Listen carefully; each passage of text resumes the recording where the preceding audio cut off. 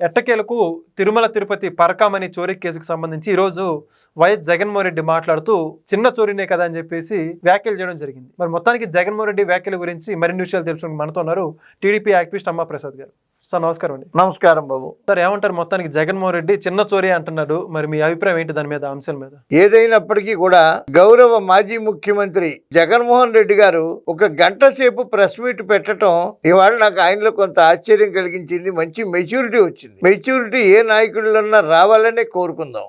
ఏ type maturity కావాలని అంటే లోకేష్ గారి టైప్ మెచ్యూరిటీ కావాలి ఏ నాయకుడికైనా.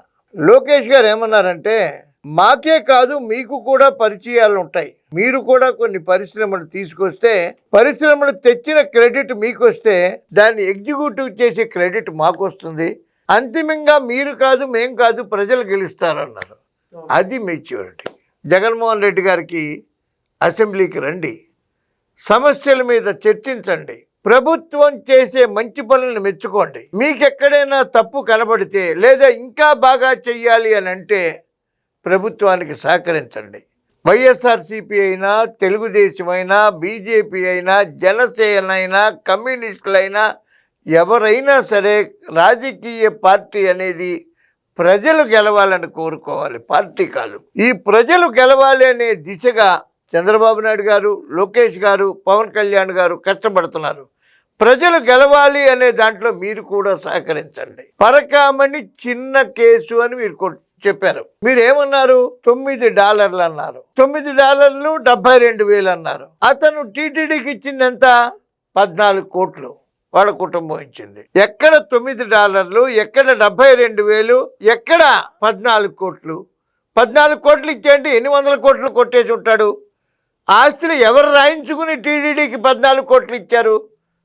ఆ నిజాలన్నీ రావాలి, ప్రతి నిజం రావాలి, ప్రతి నిజం ప్రజలకు తెలియాలి. ఎందుచేతంటే కొన్ని దశాబ్దాల నుంచి గోవింద గోవింద గోవింద అంటూ ప్రజలు కలియుగ దైవం శ్రీ వెంకటేశ్వరుడి నామస్మరణతో మారుమ్రోగుతున్న తిరుమలది. ₹1 సామాన్యుడు హుండీలో వేసినా, ఒక కోటీశ్వరుడు ₹1,00,000 కోటి రూపాయల హుండీలో వేసిన ఒక పవిత్ర భావంతో అక్కడ నిత్యాన్నదానానికి, దేవుని కైంకర్యాలకి, పేద పాఠశాలకు, ఇలాగా మంచి మంచి కార్యక్రమాలకి తిరుమల పూనుకుంది. ఇక్కడ ₹1 కూడా మిస్యూజ్ కాదు, ఇక్కడ ₹1 కూడా అవినీతి జరగదు. ఇది ఒక పవిత్ర భావం. శ్రీ వెంకటేశ్వరుడి పాదాలకి హుండీలో మనం ₹1 వేస్తే శ్రీ వెంకటేశ్వరుని ఆశీస్సులు మనకు ఉంటాయి అంటూ ఆ ప్రసాదాన్ని కళ్ళకద్దుకుంటే సర్వరోగ నివారణి అనే భావం హిందుత్వంలో ఉన్నటువంటి భావం. హిందుత్వం అంటే ఒక మతం కాదు, ఒక జీవన విధానం. ఆ పవిత్ర భావాన్ని, ప్రజల్లో ఉన్నటువంటి భావాన్ని వ్యతిరేకిస్తూ పరకామణి చోరీ అనేది ₹1 అయినా ఒకటే, 100 కోట్లైనా ఒకటే. నేరం నేరమే.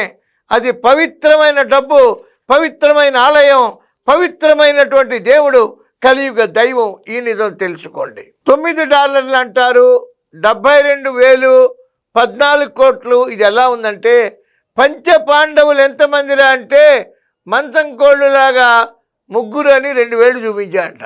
పంచ పాండవులు ఎంతమంది అంటే మంచం కోళ్ళులాగా 3 అని 2,000. పంచపాండవులు తప్పే చెప్పాడు, మంచం కోళ్ళు తప్పే చెప్పాడు, చూపించిన వేళ్ళు తప్పే చెప్పాడు, మొత్తం తప్పే చెప్పాడు.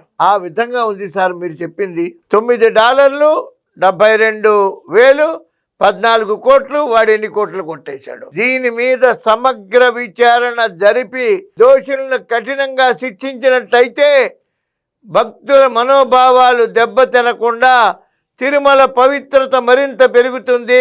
దానికి అధికార పక్షం కఠినమైన చర్యలు తీసుకోవాలి, ప్రతిపక్షం కూడా ప్రభుత్వానికి సహకరించాలని, తిరుమల పవిత్రతను కాపాడాలని, కలియుగ దైవం శ్రీ వెంకటేశ్వరుడు ఆశీస్సులు అన్ని పార్టీలకు, అందరి నాయకులకి కూడా ఉండాలని కోరుకుంటూ ఓం నమో వెంకటేశాయ. Please subscribe to Leo news for more videos.